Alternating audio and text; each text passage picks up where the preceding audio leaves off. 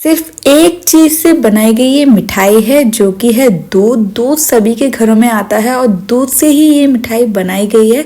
इस मिठाई को ज़रूर ट्राई कीजिए, बहुत ही अच्छी ये मिठाई बनती है, बहुत ही टेस्टी, बहुत ही अलग ये मिठाई है। तो आपको सिर्फ उसके लिए दूध ही चाहिए। तो दूध से बनाएंगे ये मिठाई। चलिए स्टार्ट करते हैं। सबसे पहले हमने लिया है आधा किलो दूध। आधा किलो दूध को हम पहले गरम कर लेंगे। ये पहले से ही उबला हुआ दूध था, इसको हम अब गरम कर रहे हैं, उबालेंगे नहीं।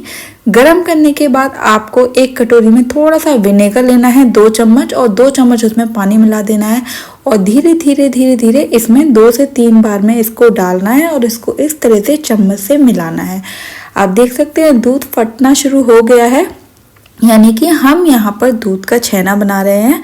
और दूध का छेना बनाना बहुत ही आसान होता है, सिर्फ इसमें विनेगर डालना होता है। विनेगर नहीं है आपके पास तो आप आधा नींबू कट कर लीजिए और नींबू का रस लेकर उसमें पानी मिलाकर उसको विनेगर की तरह ही जैसे हम यहाँ पर डाल रहे हैं उसी तरह से आपको डालना है।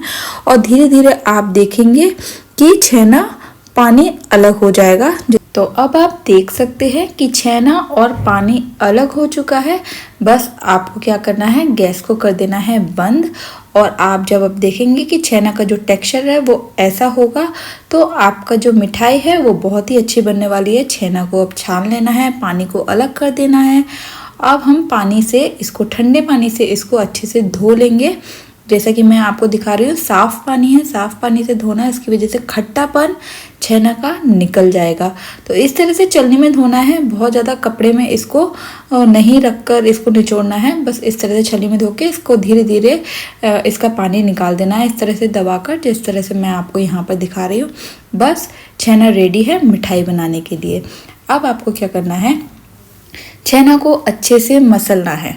इस तरह से पहले आप देखिए कि इस तरह से आप करेंगे तो आपको लगेगा कि अगर इसमें मॉइस्चर है तो हाथों से इसको, पानी को निकाल दीजिए।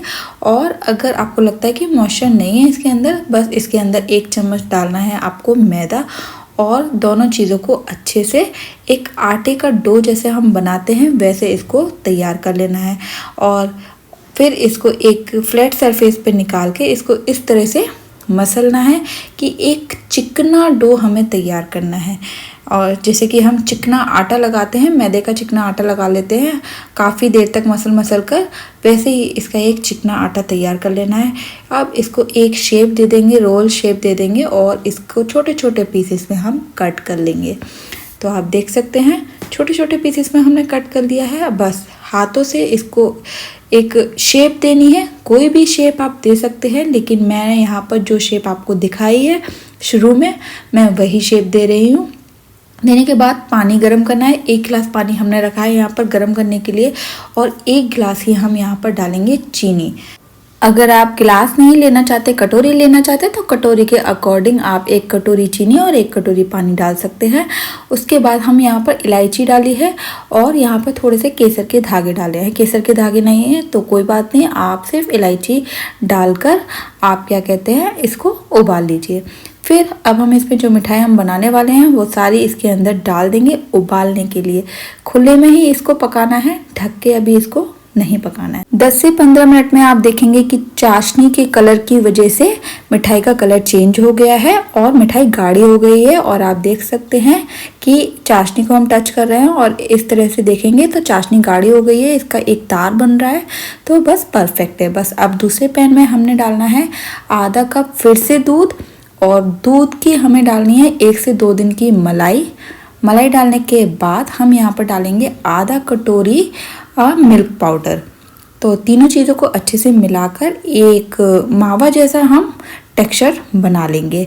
तो अब मिल्क पाउडर से मावा बनाना बहुत ही आसान होता है, इस तरह से मावा बन जाता है। तो आपको मिल्क पाउडर से घर में इस तरह से मावा बनाना है, बहुत ही कम हमें मावा यहाँ पर बनाना है। तो दोनों चीज़ें हमारी तैयार हो चुकी हैं और जो मिठाई हमने बनाई है वो थोड़ी ठंडी भी हो चुकी है। तो बस अब थोड़ी सी फिलिंग कर लेते हैं। एक प्लेट में हमने सारी मिठाइयाँ निकाल लेनी है। तो आप देख सकते हैं कितनी सुंदर बनी है ये मिठाई। तो इस तरह से आप दूध से मिठाई बना सकते हैं घर में आसानी से।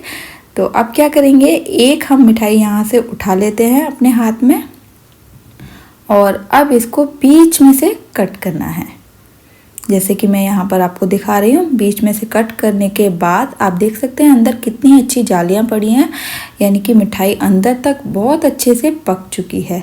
तो बस इसके अंदर थोड़ी सी फिलिंग भरेंगे, जो हमने मावा की फिलिंग बनाई है, ये भी दूध से ही बनी हुई है, तो ये फिलिंग इसके अंदर भर देंगे।